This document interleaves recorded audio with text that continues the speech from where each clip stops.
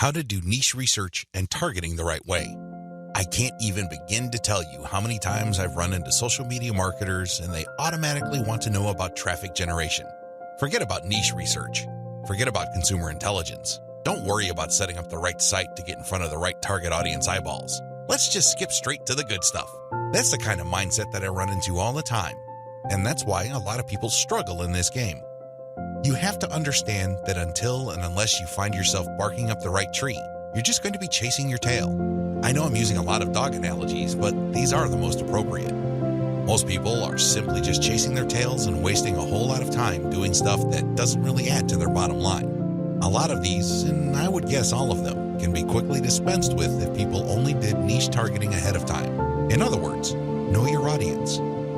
Since you have a clear profile of who your target audience is, the next step is to go to these different social media platforms and find them there. Believe it or not, whatever it is you are promoting, regardless of how esoteric, obscure, or weird it may be, there are already people on social media platforms talking about or showing interest in whatever you are promoting. I know it sounds crazy, it sounds weird, but it's absolutely true. Your job as a marketer is to find those audiences on these social media platforms. The way to do this, of course, is to identify your business's target audience. Sadly, most marketers don't even bother with this. Instead, they just look at social media marketing as a simple task of finding traffic. That's it. That's the name of the game. That's all there is to it. If you want to be successful, you need to be clear about who your target audience is. And believe me, this is not always easy. You're going to run into the temptation of making educated guesses about who your target audience members are. Most of the time, that doesn't work. Thankfully, there is an easier way. The more you take random shots in the dark, making all sorts of wild guesses, the more money and time you will lose. There's a shortcut here. Find your competitors. Seriously, just find them. And let me tell you, regardless of how weird, esoteric, or seemingly unknown your niche is, there will be at least one competitor on social media. Find that organization or business and let them do your niche and target audience research for you.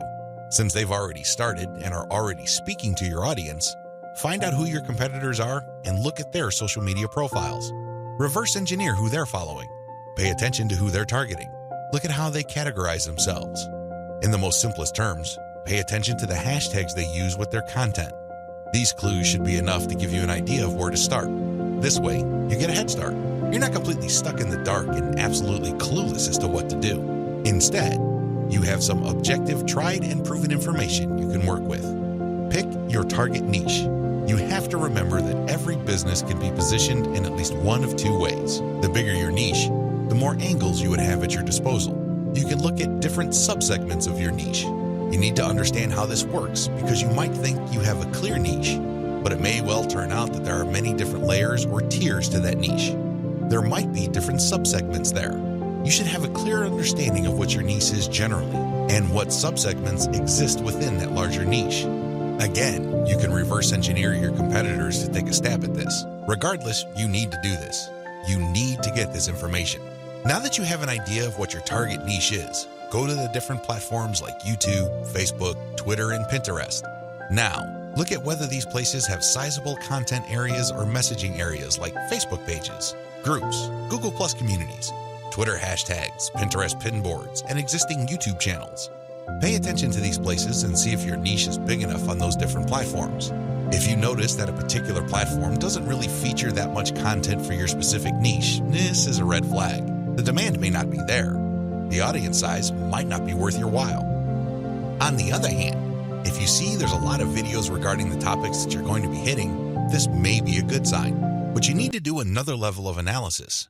Pay attention to the number of competitors you have.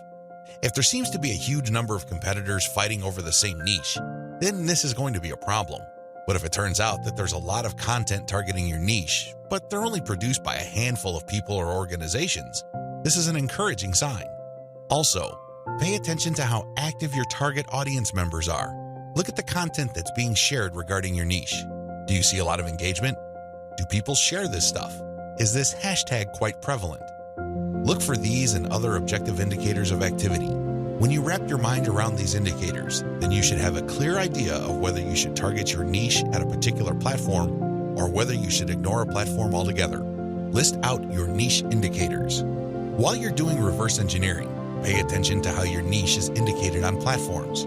These involve hashtags, categories, keyword targets, labeling patterns, and tags. Use these to do the analysis I described above. Again, in any niche, there are sub-niches. So your goal here is to find a sub-niche or a way of positioning your content so you don't run into a ridiculous amount of competition. You're still tapping into a sizable pool of demand, but you're not making things impossible for yourself by running headlong into well-entrenched professional competition. You will probably need to keep experimenting with different sub-niches until you find one that is promising enough. Like and subscribe कीजिए ताकि हम ऐसे ही अच्छे video लाते रहें।